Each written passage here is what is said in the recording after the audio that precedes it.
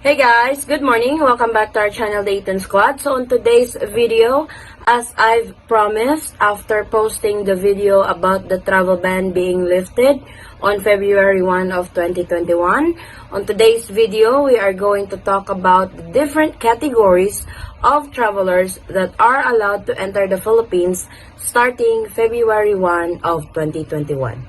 Details coming right up.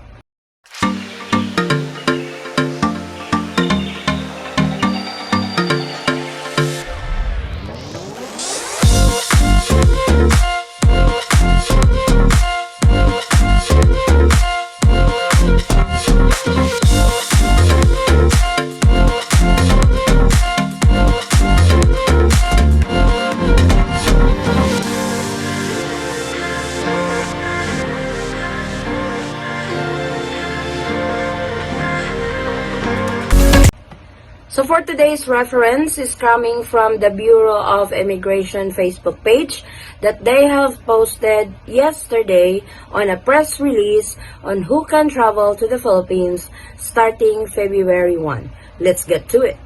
Press release 30th January 2021. Bureau of Immigration lifts restrictions to 36 countries, clarifies other restrictions still in place.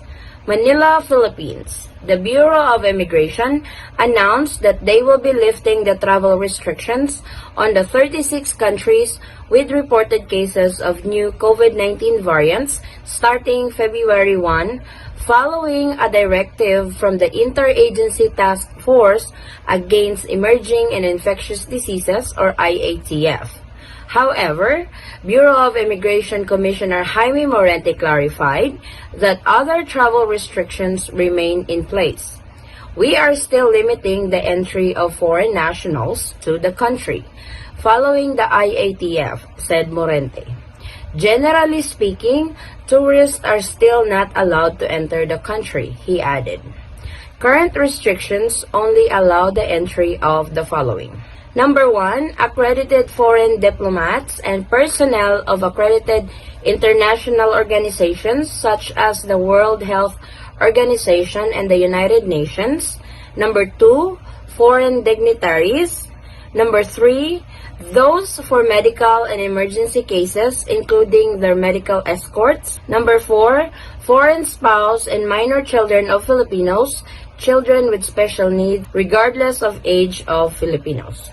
So number 4, if you are a spouse of a Filipino and traveling alone to the Philippines, you will have to secure an entry visa before you are allowed to enter the Philippines. That also applies to minor children of Filipino citizen. They need to have a 9A visa for entry into the Philippines. For minor children, the ages of this is 17 years old and below. Number 5, foreign parent of minor Filipinos and foreign parent of Filipino children with special needs regardless of age. On number 5, for example, you have a Filipino citizen partner, you guys are not married, but you have a child, you are eligible to secure an entry visa, which is the 9A visa, as the foreign parent of minor Filipino child. But please take note that you have to be listed as the father of the child on the birth certificate, enable for you to be granted an entry visa to the Philippines. Number 6, permanent residents under Section 13 of the Philippine Immigration Act, RA 7919. Number 7, Executive Order 324. Number 8, those with native-born visas. Number 9, those married to Filipinos with temporary resident visas and MCL-07-021 permanent resident visas relative to Section 13 of CA 613. Number 10, investors with an Executive Order 226 visa, special investors resident visa under Executive Order 226. Number 11, 47A2 visa issued by the Department of Justice. Number 12, Section G, D, Treaty Traders Visa. Number 13, those with economic zones visas under Aurora Pacific Economic Zone, Subic Bay Metropolitan Authority, Authority of the Freeport Area of Bataan, Cagayan Economic Zone Authority, and Clark Development Corporation. Number 14, holders of Section 9G visas who left the country starting December 17, 2020 may return upon presentation of a valid ACRI card and special return certificate. Number 15, former Filipinos balikbayans under Republic Act number 6868. I get a lot of questions, are former Filipinos balikbayans? The answer to that is yes. Balikbayans, these are former Filipinos that has naturalized abroad but did not reacquire or retain their Filipino citizenship by applying for dual citizenship. But starting February 1 of 2021, balikbayans or former Filipinos are now allowed to enter the Philippines. Just make sure to bring your old Philippine passport or your Philippine birth certificate upon entry because an immigration officer will ask for a proof that you are a former Filipino. So please take note, if you are a former Filipino or a balikbayan, please bring your old Philippine passport or your Philippine birth certificate. Number 16, dual citizens with valid Philippine passport or dual citizenship certificate. So for dual citizens, there are some who applied for dual citizenship already but did not apply for Philippine passport. If you cannot present a Philippine passport, please make sure that you have brought with you the documents that was given to you during your oath taking for dual citizenship. These are your dual citizenship paperwork or certificates given to you by the Philippine Consulate. Please bring this if you don't have a valid Philippine passport and just using your foreign passport because that will be asked by an immigration officer when you go through the immigration process. So please take note of that. Number 17, of course, Filipinos. All you need to present on this is your valid Philippine passport. All exempted foreign nationals are required to have a valid and existing visa at the time of entry with a pre-booked accommodation facility for at least 7 nights in an accredited quarantine facility subject to COVID-19 testing protocols as set by the Department of Health and subject to the maximum capacity of inbound passengers.